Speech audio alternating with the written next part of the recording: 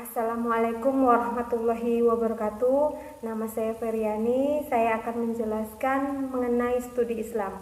Adapun pokok bahasan mengenai studi Islam dibagi menjadi 4, yaitu yang pertama pengertian studi Islam, yang kedua ruang lingkup kajian studi Islam, yang ketiga tujuan studi Islam, dan yang keempat adalah pendekatan dan metode studi Islam. Baiklah, langsung saja. Yang pertama adalah pengertian studi Islam. Studi Islam secara etimologi merupakan gabungan dari dua kata, yaitu studi yang artinya mempelajari atau mengkaji, dan Islam berasal dari kata salima atau aslama yang artinya selamat, tunduk, dan berserah. Jadi, studi Islam adalah mempelajari, mendalami seluk-beluk yang berhubungan dengan agama Islam, baik ajaran Islam maupun praktek atau pelaksanaan dalam kehidupan sehari-hari. 2. Ruang lingkup kajian studi Islam. Secara material, ruang lingkup kajian Islam meliputi pembahasan mengenai ajaran, doktrin, pemikiran, teks, sejarah, dan intuisi keislaman.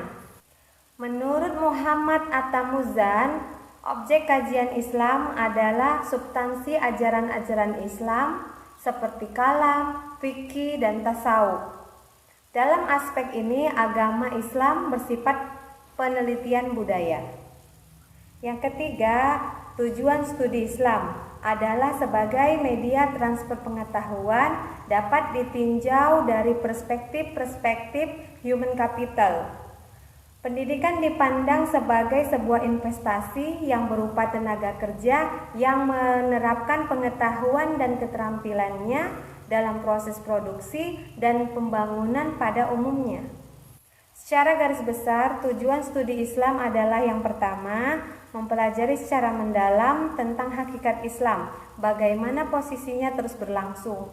Dan yang kedua, mempelajari secara mendalam terhadap sumber dasar ajaran agama Islam yang tetap abadi dan dinamis secara aktualisasi sepanjang sejarah. Yang ketiga, mempelajari secara mendalam terhadap pokok isi ajaran Islam yang asli dan bagaimana operasionalnya dalam pertumbuhan budaya dan peradaban Islam sepanjang sejarah. Yang keempat adalah mempelajari secara mendalam terhadap prinsip-prinsip dan nilai-nilai dasar ajaran agama Islam dan bagaimana perwujudan dalam membimbing dan mengarahkan serta mengontrol perkembangan budaya dan peradaban manusia pada zaman modern ini.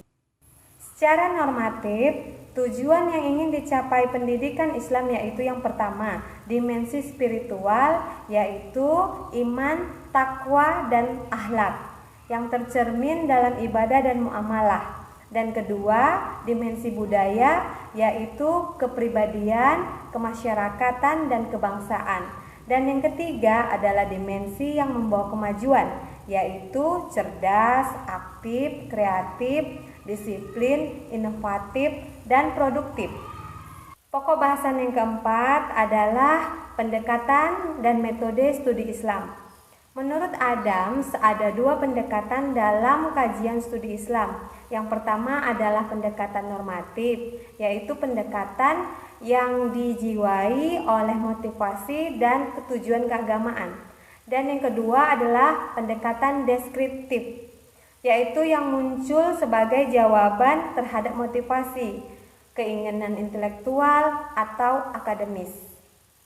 Dalam Islam, ada beberapa istilah yang perlu dipahami dan istilah ini akan memudahkan kita untuk memasuki bidang studi Islam. Istilah tersebut adalah 1. Pendekatan, yaitu cara memperlakukan sesuatu.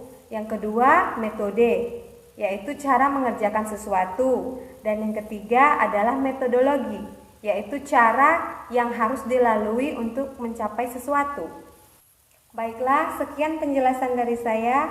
Semoga penjelasan dari saya dapat bermanfaat bagi para penonton. Bila ada kesalahan, saya memohon maaf. Kepada Allah saya memohon ampun. Saya akhiri dengan wabillahi taufiq wal hidayah.